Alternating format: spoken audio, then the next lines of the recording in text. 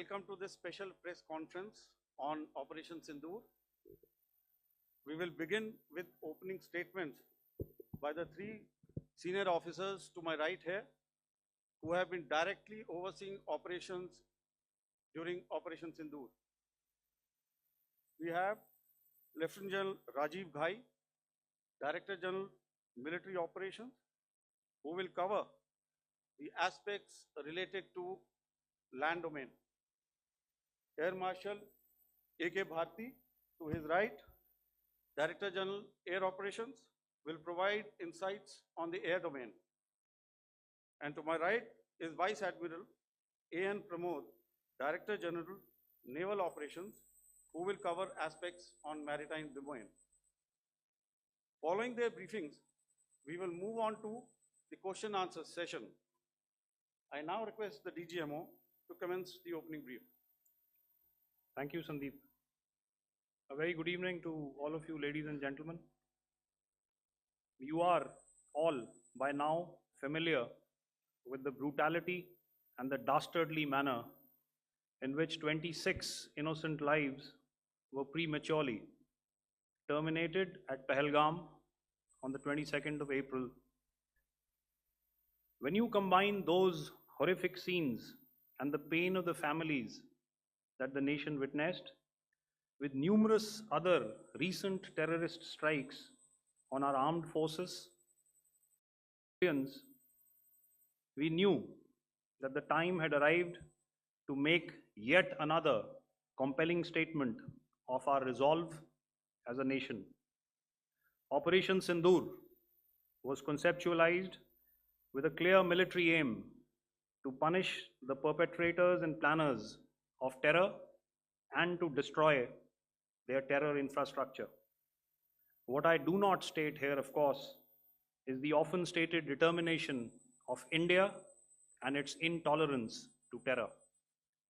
It set into motion a very diligent and microscopic scarring of the terror landscape across the borders and the identification of terror camps and training sites.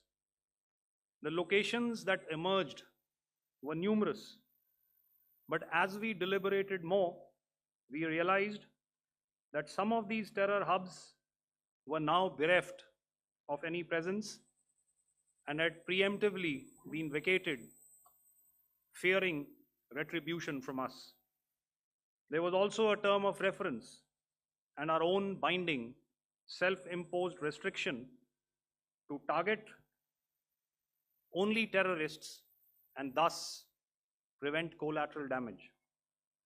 There were 9 camps that you are now all familiar with, which were confirmed by our various intelligence agencies to be inhabited.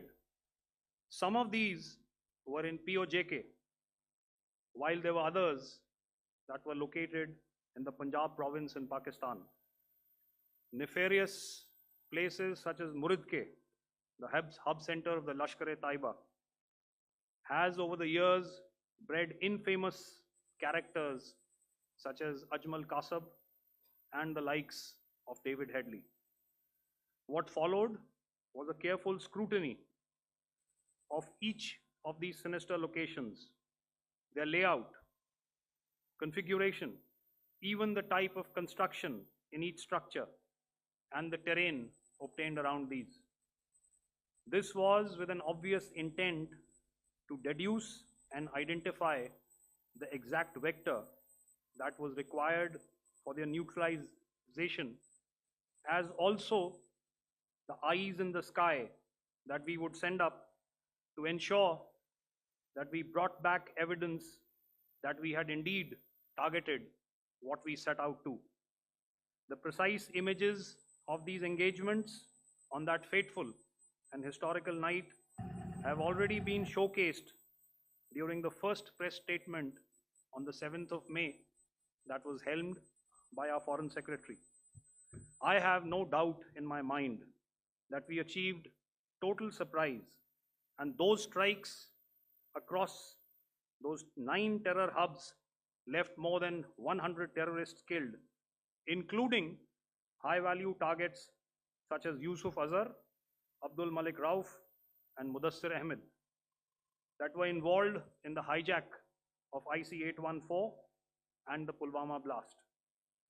The line of control was also violated soon after by Pakistan, and the erratic and rattled response of our enemy was apparent from the number of civilians, inhabited villages, and religious sites such as Gurudwaras that were unfortunately hit by them, leading to a sad loss of lives. The Indian Air Force played a major part in these strikes by engaging some of these camps, and the Indian Navy provided wherewithal in terms of precision munitions. The Indian Air Force obviously had their assets up in the sky, and I will here request Air Marshal Bharti, the Director General of Air Operations, to detail for you the methodology that the men in blue adopted to successfully manifest this mission. Thank you, Rajiv. A very good evening, ladies and gentlemen. It indeed is a difficult time that we have to come here like this and brief you. We could have done without this, but we had no choice. As the DGMO has detailed, the event was precipitated by the dastardly act at Pahalgaon. The sequence of events have already been detailed. We carefully selected the targets, and out of the 9 selected targets, the target systems that were given to the Indian Air Force were the notorious training camps at Bhavalpur and Muridke, these being further from the international boundary. Through critical target system analysis, we analyzed what was to be done to annihilate these targets and plan to engage these targets with precision air-to-surface guided munitions so as to avoid collateral damage. The modalities of planning process I will not go through at this instant. However, what I would like to show you is the results that we achieved through our targeted airstrikes. Could I have the second slide, please?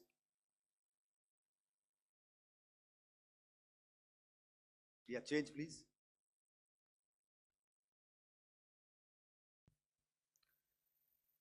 Okay. This is what the terror infra at Muridke looks like. If you see, north is as indicated, and to the right is east, where the international boundary lies. Could we have the next slide, please?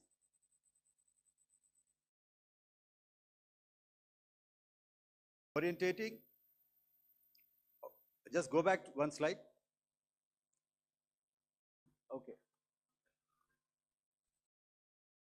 Please have a look at this red building, the series of buildings out here,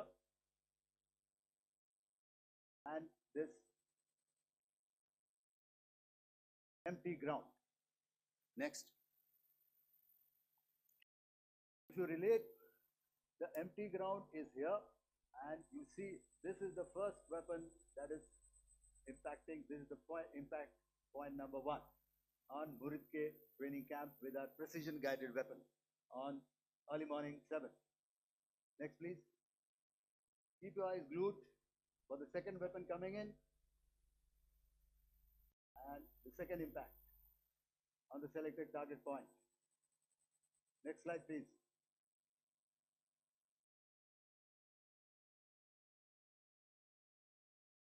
Third weapon, third impact. Continue. And fourth weapon, fourth impact. So through these targeted and precision targeting, we addressed the target at Muridke, which was the turning infrastructure. Can you hear me? All right. Okay, I'll come closer to the mic. Now we go to the next target, which is the Bhavalpur training camp. Next slide, please. Okay, just wait. So the effect, if you see, the impact point, if I can point out, this is the impact point. The ammunition has gone through the roof and it has created a blast inside, the photographs of which you would have, all of you would have seen. And the red building, after that, there was this double-story building. It has been completely decimated by precision targeting. Next, please. The target system, which was in the north, a series of buildings. I'll show you how it looked. Next. Completely destroyed by our precision targeting. Next.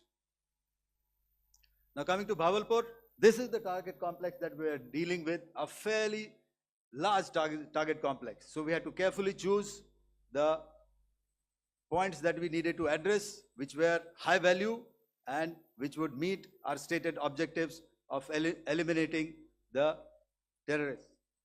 I would like to draw your attention to this red canopy, and in relation to that, I would cover the targets.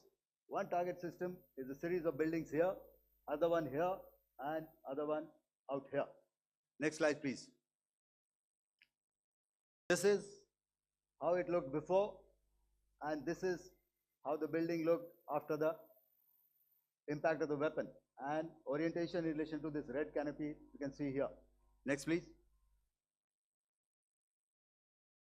Before, next, and after. The roofs have completely collapsed. Next. This is the target system. Next. Precision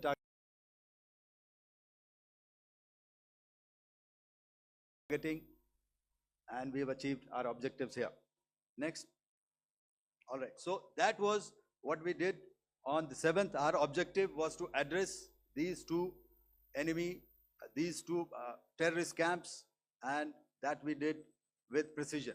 And thereafter, we maintained a robust air defense posture, because remember, our objective was to target the terrorists and terrorist infrastructure, not any other infrastructure, not the Pakistani military, not the Pakistani any other infrastructure. So that is what we have maintained on the 7th of May.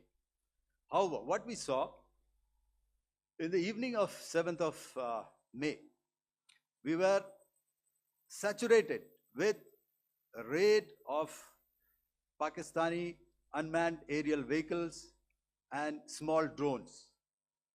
And these came in waves in our civilian areas, over our military installations, and all of them were successfully intercepted. Few of them did manage to land. However, there was not much damage that they did. And we have our robust counter-US hard kill and soft kill systems which did the job. However, the difference here was that we had targeted the terrorists. The adversary now has targeted our civilians and the military infrastructure. So it had to be responded to. So in a quick and calibrated response, that very night, we struck their radar installations at Lahore and close to Gujranwala, the LYT installation, to indicate to him that we are ready, yet we do not want to escalate. Our fight was with the terrorists and not with the Pakistani military establishment. Thank you.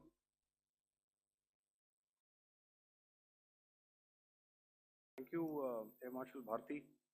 So, ladies and gentlemen, he's outlined operations not only on the night of 6th and 7th of May, when Operation Sindoor commenced, but also on the subsequent night. Being well aware and familiar with the congenital and impulsive nature of our adversary.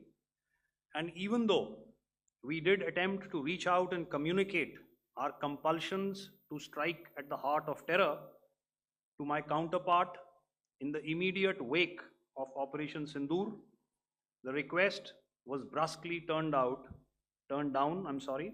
with an intimation that a severe response was inevitable and in the offing. We were, of course, prepared.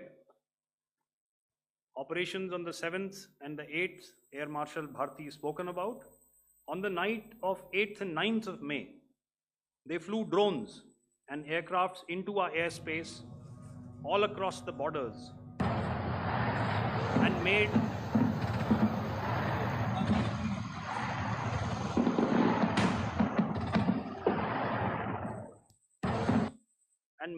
largely unsuccessful attempts to target numerous military infrastructure. Violations on the line of control by Pakistan also commenced yet again and precipitated into fierce arty engagements. The air operations on the night of 8th and 9th of May, I'll yet again request the DG Air Operations to cover.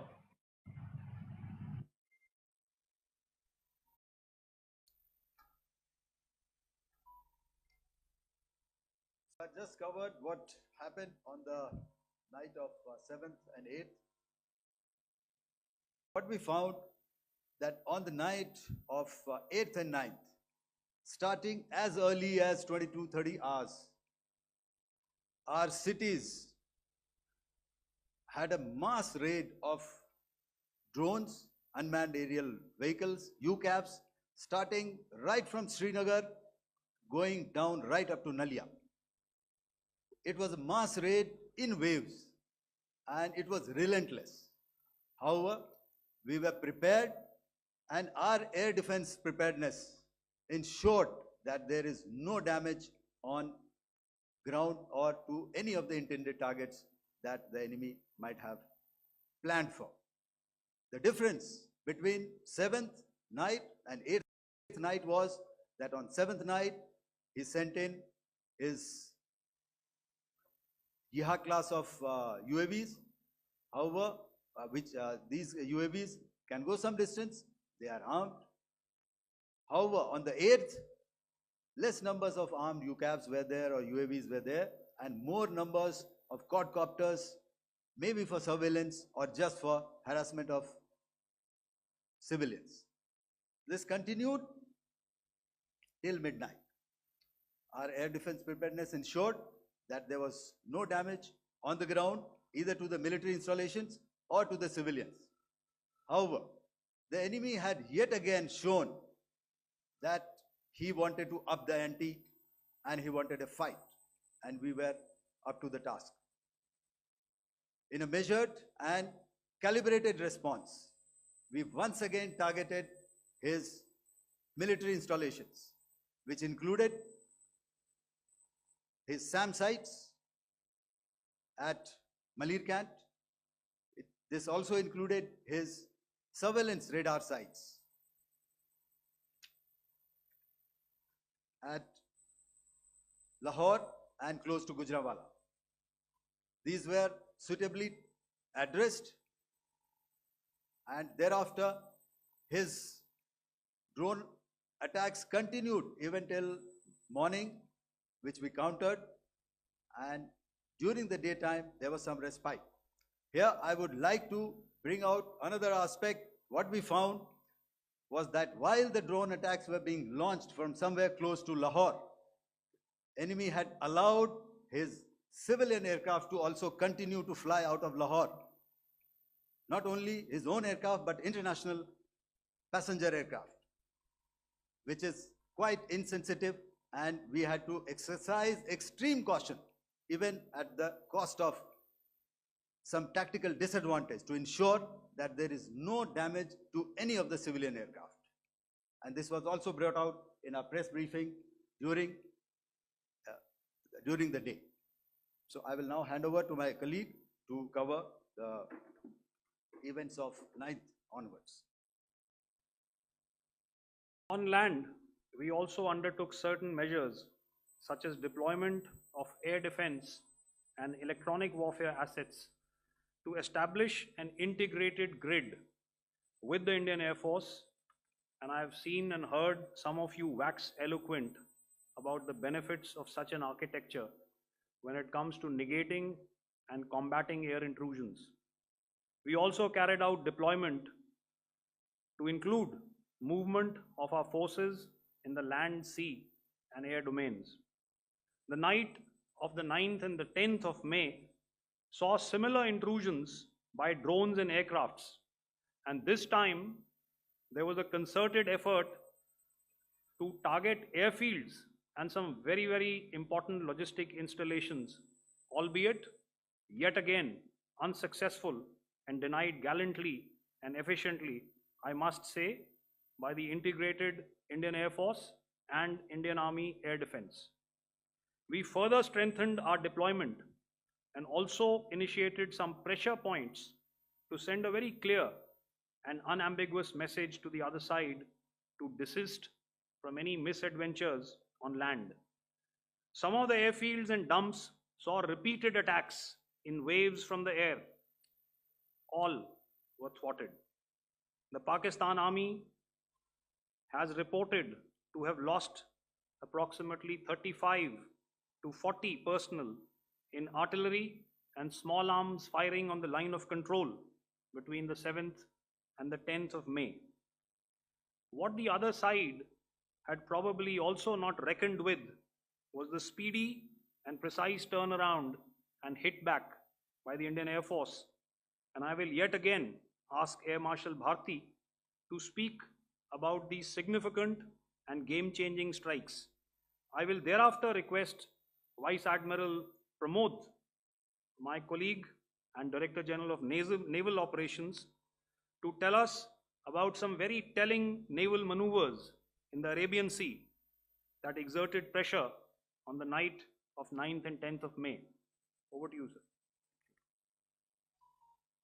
Commencing about 2000 hours, that is 8 p.m. local time, on 8th of May, several Pakistani unmanned aerial systems, drones, combat vehicles attacked multiple IF bases. These included Jammu, Udhampur, Pathankot, Amritsar, Bhatinda, Nal, Dalhousie, Thois, Jaisalmer, Uttarlai, Falodi, Nalia. These were almost simultaneous and they came in waves. All our AD guns and other systems were waiting for them. All these waves were neutralized by our trained crew using the air defense systems that they have, and also some of them were utilized using our legacy systems like Pechoras and IF Summer, which we have recently acquired. And some were neutralized by the Garud snipers. There was no damage on ground from these incursions and these mass raids, if I could call them, from the Pakistani side. However, following these relentless attacks on our air bases, on our forward positions, and on our civilian targets, this was time to convey some message to our adversaries. And therefore, a decision was taken to strike where it would hurt. And towards that in a swift, coordinated, calibrated attack, we struck air bases, command centers, military infrastructure, air defense systems across the entire Western Front.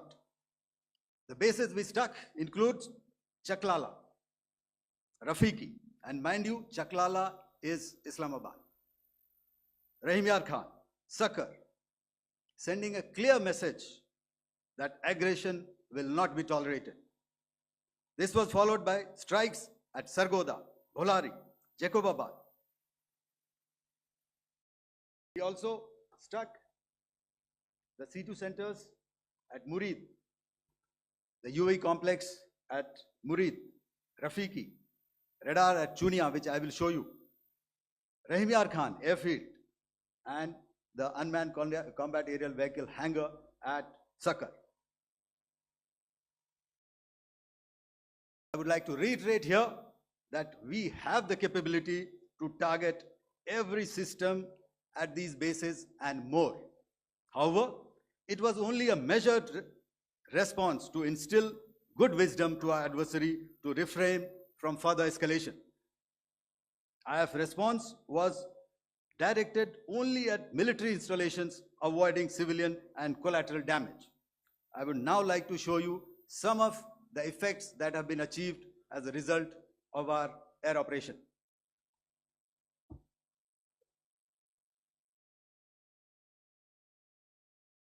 Here is the Pasroor air defense system. If you could see, zoomed up view. This is the radar mounted on a high tower. And after the strike,